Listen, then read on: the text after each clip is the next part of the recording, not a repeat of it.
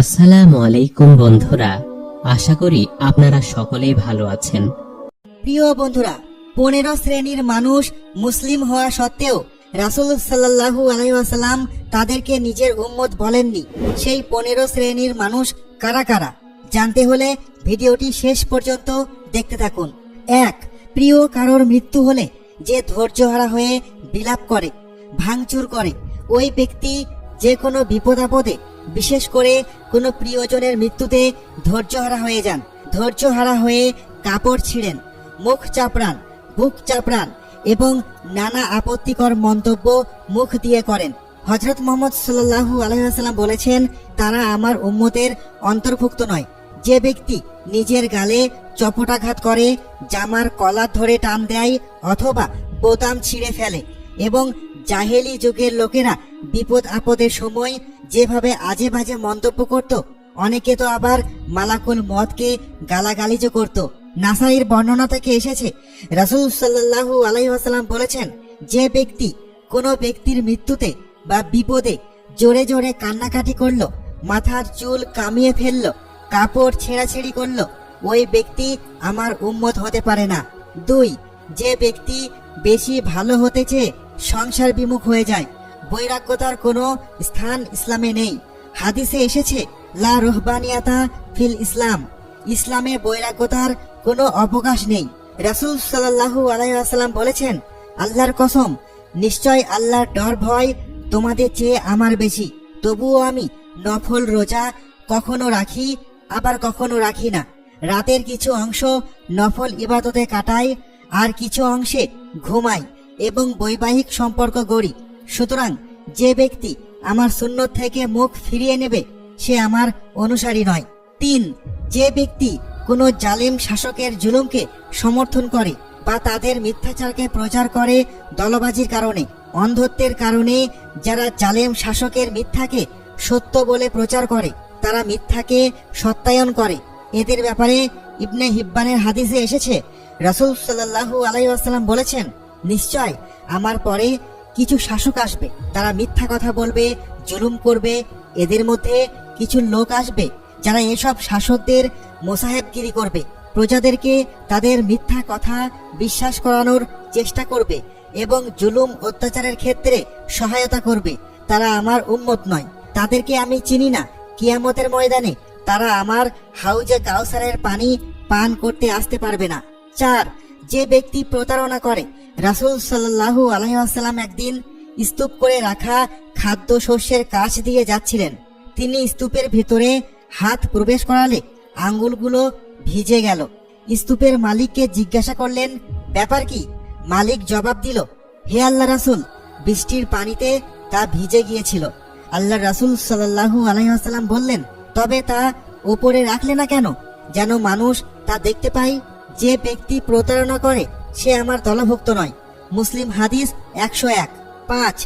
যারা ভাগ্য গণনা করার জন্য গণকের কাছে যায়, রাসূলুল্লাহ সাল্লাল্লাহু আলাইহি ওয়াসাল্লাম ইরশাদ করেছেন, যে ব্যক্তি পাখি উড়িয়ে ভাগ্যের ভালো মন্দ যাচাই করলো, অথবা যার ভাগ্যের ভালো মন্দ যাচাই করার জন্য পাখি ওড়ানো হলো, অথবা যে ব্যক্তি ভাগ্য গণনা করলো, অথবা যার ভাগ্য গণনা করা হলো, অথবা যে ব্যক্তি কালো জাদু করলো, অথবা যার জন্য কালো জাদু করা হলো, অথবা যে ব্যক্তি কোনো গণকের কাছে এলো, অতঃপর সে গণক যা বলল তা বিশ্বাস করলো, সেই ব্যক্তি মুহাম্মদ সাল্লাল্লাহু আলাইহি ওয়াসাল্লামের উপর যা নাজিল করা হয়েছে তা অস্বীকার করলো। 6.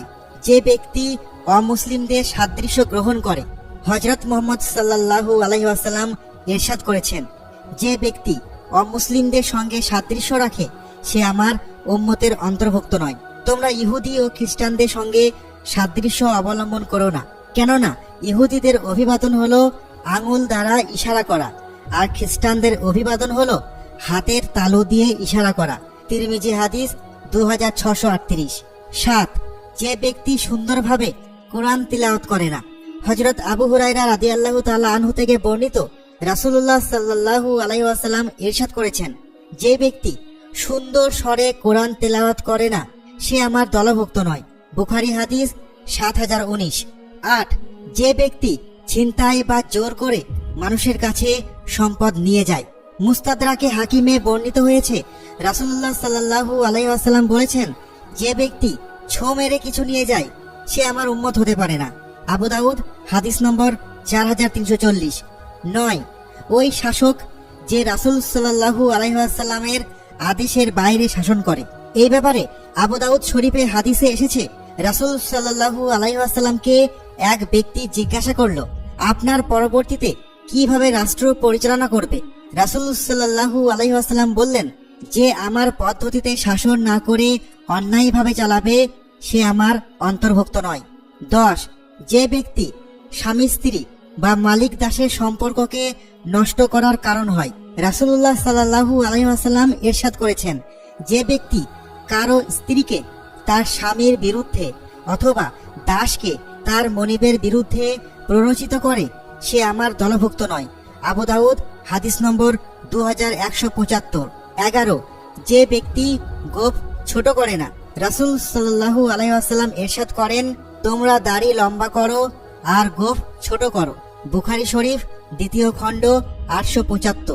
12, যে বিপরীত লিঙ্গের সাদৃশ্য করে, অর্থাৎ মেয়ে পুরুষের এবং পুরুষ মেয়ের বেশ ধারণ করে।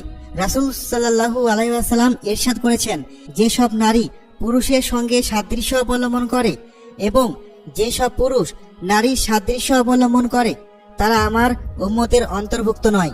মুসনাদে আহমদ হাদিস 6580। 13, যারা মুসলিমদের উপর অস্ত্র ত্যাগ করে। রাসূল সাল্লাল্লাহু আলাইহি ওয়াসাল্লাম ইরশাদ করেছেন, ওই ব্যক্তি আমাদের দলভুক্ত নয় যে আমাদের উপর অস্ত্র তোলে, আর যে আমাদের সঙ্গে প্রতারণা করে সেও আমাদের দলভুক্ত নয়। মুসলিম হাদিস 102। 14, যে ব্যক্তি মুসলিম জনপদে সাপ প্রবেশ করলে তা হত্যা না করে অন্যদের বিপদের মুখে ঠেলে দেয়। তিরমিজি শরীফের হাদিসে এসেছে, রাসূল সাল্লাল্লাহু আলাইহি ওয়াসাল্লাম বলেছেন, তোমরা সব রকমের সাপকে হত্যা করো। যে ব্যক্তি সাপের ভয়ে হত্যা করলো না, নিজেকে রক্ষা করলো, সে আমাদের অন্তর্ভুক্ত হতে পারে না। 15, যে ব্যক্তি মুসলিম শাসকের আনুগত্য থেকে বের হয়ে যায়। রাসূল সাল্লাল্লাহু আলাইহি ওয়াসাল্লাম বলেছেন, যে ব্যক্তি তার আমিরের মধ্যে এমন কোনো খারাপ বিষয় প্রত্যক্ষ করলো যা সে অপছন্দ করে, তবে সে যেন ধৈর্য ধারণ করে। কেননা যে ব্যক্তি জামাত থেকে কিঞ্চিত পরিমাণ সরে গেল এবং এমতো অবস্থায় মৃত্যুবরণ করলো, সে জাহিলিয়াতের মৃত্যুই বরণ করলো। মুসলিম হাদিস 4637।